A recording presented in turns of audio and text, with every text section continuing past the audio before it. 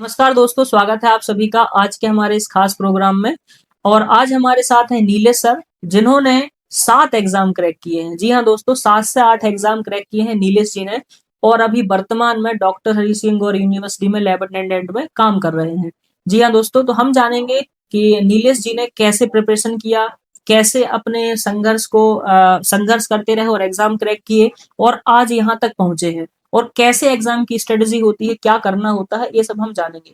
तो सबसे पहले सर आप अपना इंट्रोडक्शन दे दीजिए, अपना परिचय, ताकि बच्चे जान सकें। मेरा नाम नीलेश लोधी है। मैं सायपुर का रहने वाला हूँ। मैं वर्तमान में अभी हरि सिंह गौर यूनिवर्सिटी में लैब अटेंडेंट के पद पर पदस्थ हूँ। सर आपने महिंद्रा सागर ब्रांच यानी कि महिंद्रा कोचिंग सागर में जो कब ज्वाइन किया आपने? सर मैंने 2019 में महिंद्रा कोचिंग ज्वाइन की थी। 2019 में ज्वाइन किया। जी। और सर सबसे पहला जो एग्जाम आपका क्रैक हुआ था वो कौन सा हुआ था? वो TRFI में LDC का एलडीसी का हुआ क्रैक था। हुआ था, जो जबलपुर में संस्थान है अभी से। जबलपुर में संस्थान है। फिर उसके बाद कौन सा एग्जाम क्रैक हुआ? उसके बाद कंटिन्यू सर GD का हुआ, 2 बार MP कांस्टेबल हुआ, ग्रुप D का हुआ, CRPF head constable, CRPF tradesman और ये लैब अटेंडेंट। बहुत बढ़िया, यानी कि सर ने इतने सारे एग्जाम क्रैक किए हैं। तो मैं जानना चाहूंगा कि सर ये जो एग्जाम क्रैक हुए हैं, इसके पीछे आपकी स्ट्रेटजी क्या थी, रणनीति क्या थी एग्जाम को क्रैक करने की? जब मैं स्टार्टिंग में आया था तो कोई रणनीति नहीं, कुछ पता नहीं था। लेकिन जब यहाँ महिंद्रा कोचिंग ज्वाइन की, बस कंपटीशन के नाम से कि कंपटीशन करना है, तो बस रास्ता कोचिंग महिंद्रा वालों ने बताया, बस मैं उस पे चलता गया धीरे धीरे से। बहुत बढ़िया। जैसे जैसे उन्होंने बताते रहे कि ये कंपटीशन होता है, ये सब्जेक्ट्स रहते हैं, ये तो फिर वैसा हम पढ़ते गए और आगे कंटिन्यू करते गए। करते गए, जी ठीक है, सर। बहुत बहुत धन्यवाद।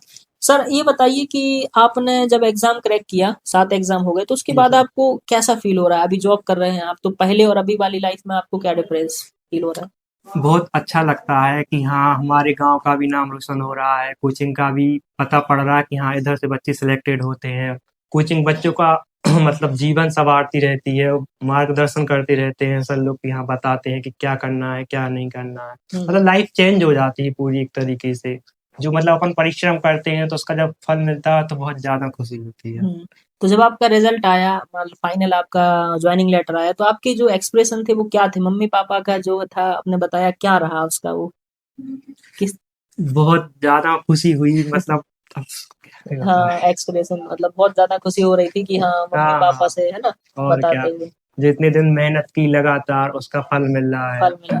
बहुत बढ़िया। जो टीचर्स ने हमारे साथ मेहनत की उसका हाँ, भी मतलब ये रिजल्ट है कि हाँ, रिजल्ट कि है। मतलब कि पढ़ाई की तो वेस्ट नहीं गई, है वेस्ट ना? नहीं गई है। पढ़ाई तो वैसे वेस्ट जाती नहीं है, लेकिन उसके हाँ। बावजूद भी आपने इतना अच्छा मुकाम हासिल बिल्कुल किया बिल्कुल। और अपने गांव का नाम रोशन किया, अपने मम्मी पापा का, गुरु का। जी सर। और सर ये बताइए, परीक्षा की बच्चे को तैयारी कैसे करनी चाहिए? किस तरीके से सिलेबस को कवर करना चाहिए? किस तरीके से बच्चे को प्रैक्टिस करनी चाहिए? कब मॉक टेस्ट लगाने चाहिए? कब टेस्ट सीरीज लगानी चाहिए? कई बच्चों का मानना भी होता है कि हम पहले सिलेबस निपटा लें, उसके बाद मॉक टेस्ट लगाएं, क्योंकि हमने तो पढ़ा ही नहीं है। तो आप एकदम जीरो से बताइए कि बच्चे को अपनी तैयारी को स्टार्ट कैसे करना चाहिए और कब तक वो सिलेक्शन तक पहुंच जाता है? बच्चे को स्टार्टिंग से ना, पहले कोचिंग में जो जाते हैं ना, तो टीचर बताते हैं उन्हें कि बेटा ये पढ़ना है, तो उसे वो पढ़ने के बाद घर पे जाके उसे रिवीजन करना है कि टीचर्स ने क्या बताया। फिर उसे बुक से क्वेश्चन लगाने हैं 1 बाय 1 करके। ऐसे में टीचर्स बताता जाता है और बच्चा घर पे रिवीजन कर करके टॉपिक पढ़ता जाता है। बहुत बढ़िया। और सबसे अच्छा तरीका ये है कि अपन ने पढ़ तो लिया है, लेकिन उसमें अपन को मिल क्या रहा है, तो उसके लिए मूक टेस्ट कराना। तो मूक टेस्ट में जो नंबर आ रहे हैं, उसमें जो अपनी गलतियां हो रही हैं, उसको अपन को फोकस करना है कि हम पे गलती हो कहाँ रही है। तभी अब अपन नंबर इंक्रीज करते हैं। ऐसे कंटिन्यू करते करते हुए मतलब सुधार करते हैं। मैथ्स कैसे पढ़ा सर आपने? मैथ्स को एकदम जीरो से कैसे कवर किया? पहले से स्ट्रांग था कि आपने फिर कंपटीशन ज्वाइन करने के बाद मैथ्स पढ़ा? नहीं, स्टार्टिंग से मेरा सब्जेक्ट बायोलॉजी था। अच्छा। हाँ। बायो के बाद मैथ्स टफ लगा, अरे। लेकिन ये नहीं कि मतलब यहाँ पे आते हैं तो ट्रिकली मैथ्स होती है कंपटीशन में, लेकिन अब वो ट्रिक भी टीचर्स पर डिपेंड करती है कि कौन किस तरीके से पढ़ाता है। हाँ, वैसे तो कई तरीके की वीडियो डली रहती हैं, कई कोर्स भी मिलते हैं ऑनलाइन, हाँ, लेकिन फिर भी क्यों अपन ऑफलाइन कोचिंग जाते हैं महिंद्रा, उधर सामने से पढ़ाया जाता है, अपना फोकस रहता है। टीचर से अपन पूछ सकते हैं, जबकि ऑनलाइन यूट्यूब में नहीं पूछ सकते कि सर ये कहाँ से आया है। और इधर सामने से सर एक क्वेश्चन को कई तरीके से बता सकते हैं, बहुत जबकि बढ़िया। यूट्यूब में नहीं बता सकते हैं ये। हम्म। तो सर ये बताइए अभी, आ, कि आपने जब निकाले एग्जाम, है ना, निकालने के बाद आपने बताया कि मैथ्स को कैसे पढ़ना चाहिए, तो मैथ्स धीरे धीरे धीरे आपका हो जाता है ना। मॉक टेस्ट क्या बच्चे को स्टार्टिंग से ही लगाते रहना चाहिए, या फिर जब उसका सिलेबस कंप्लीट हो जाए तब स्टार्ट करना चाहिए मॉक टेस्ट?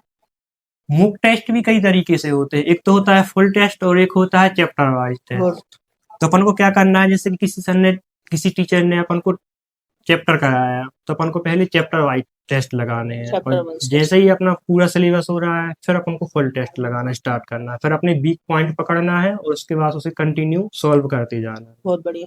आपने जैसा बताया सर एसएससी भी आपका एग्जाम क्लियर हो गया था, जी सर। तो एसएससी एग्जाम क्लियर होने के बाद और उसी टाइम शायद आपका यूटीडी वाला भी क्लियर हो जी गया था, सर। तो आपने वहां पे क्यों जाना पसंद नहीं किया और यहाँ पे ऐसे क्यों ज्वाइन किया? सर सब लोग क्या है, पैसा और सुख मतलब खुशी चाहते हैं, ठीक है, लेकिन क्या है, जॉब में पैसा तो मिल जाता है लेकिन खुशी बहुत ही रेयर केसों में मिल पाती है। लेकिन हमारी इस मतलब जो लैब अटेंडेंट की जॉब है ये हमारे घर के पास में है, तो हम घर के घर पे भी रहते हैं और बहुत जॉब बढ़िया। की जॉब भी करते हैं, और कभी अच्छा। लगता भी नहीं कि हम जॉब कर रहे हैं हाँ, इधर मतलब रह यहीं के। से आपने पढ़ाई की, बिल्कुल सर, यही मेहनत की और यहीं पास यहीं में पर जॉब जॉब मिल लग गई, जॉब तो वो लग गई। ना माहौल चेंज हुआ, ना ना कुछ लैंग्वेज, सर। ना भाषा, बिल्कुल और सर। आप एक ड्यूटी पे जैसे पढ़ने हाँ आते थे वहाँ ड्यूटी पे जा रहे हैं, बिल्कुल सर। बच्चों के बीच में वहाँ भी हैं। बिल्कुल। बहुत बढ़िया, अच्छा रहा ये तो। और सर ये बताइए मुझे कि मतलब एक बच्चा जो फ्रेशर है ना, अगर उसको तैयारी करना चाहना है या अभी तैयारी कर रहा है, जी तो सर। उसको आप क्या टिप्स देना चाहेंगे?